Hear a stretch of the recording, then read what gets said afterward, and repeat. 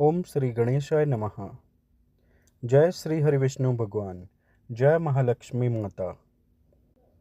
वैशाख मास महात्म्य कथा अध्याय 1।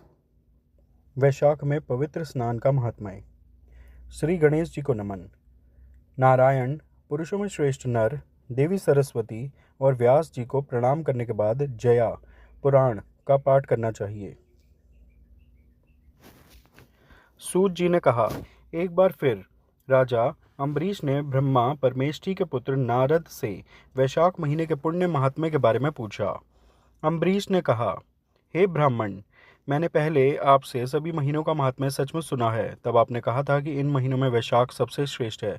इसलिए हे ब्राह्मण, वैशाख मास का महात्म्य सुनने की मेरी बड़ी जिज्ञासा है।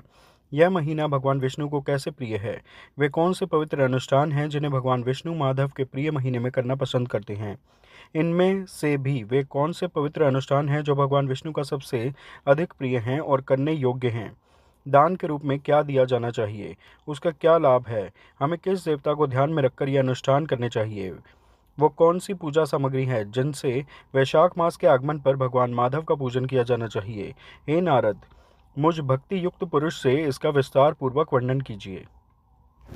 श्री नारद जी ने उत्तर दिया, पूर्व काल में मेरे पूछने पर ब्रह्मा जी ने विभिन्न महीनों से संबंधित प्राचीन परंपरागत पवित्र अनुष्ठानों का वर्णन किया था, जैसा कि पहले भगवान विष्णु ने श्री से कहा था। इसके बाद कुछ महीनों का विशेष रूप से उल्लेख किया गया, जैसे कार्तिक और माघ। माधव विष्णु ने महीनों में वैशाख को सबसे उत्कृष्ट बनाया। वैशाख मास सभी जीवों को माता के समान सदैव इच्छित वस्तुएं प्रदान करने वाला है। दान, पवित्र अनुष्ठान और स्नान के माध्यम से यह सभी पापों का नाश करने वाला है। यह सभी पुण्यों, धार्मिक कृत्यों, यज्ञों और पवित्र अनुष्ठानों का सार है। यह सभी तपस्याओं का सार है। इसकी पूजा सुरों द्वारा की जाती है।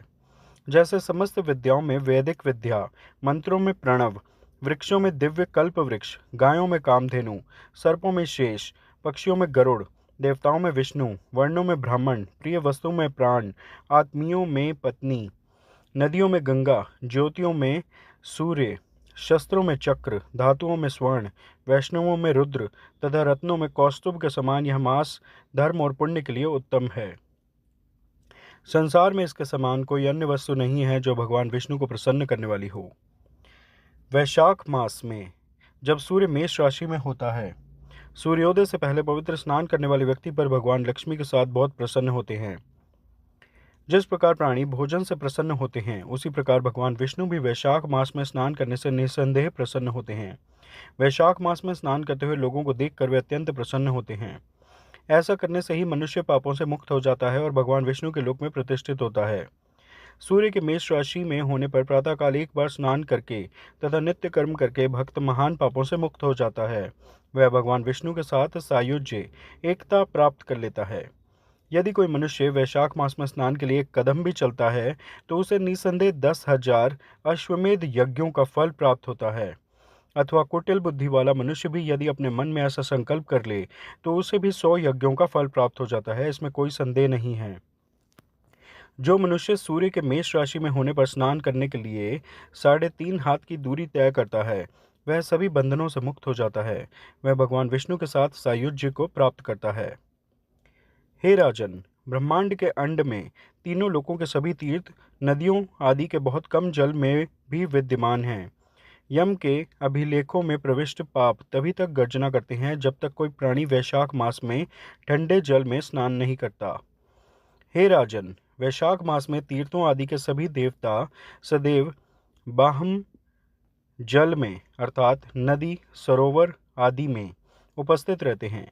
भगवान विष्णु की आज्ञा से तथा मनुष्यों के कल्याण की इच्छा से वे सूर्योदय से 6 घटिकाओं 24 गुना 6 144 मिनट तक वहाँ रहते हैं। यदि मनुष्य उस समय तक स्नान नहीं करते तो वे उन्हें भयंकर शाप देकर अपने अपने लोक को चले जाते हैं। अतः हे राजन, हमें स्नान अवश्य करना चाहिए, जैसा कि कहा गया है। इस प्रकार यह स्कंद पुराण के वैष्णव खंड के वैशाख मास महात्म्य का पहला अध्याय पूर्ण हुआ। आप सब प्रेम से मेरे साथ बोलिए, जय श्री हरि विष्णु भगवान। जय महालक्ष्मी माता।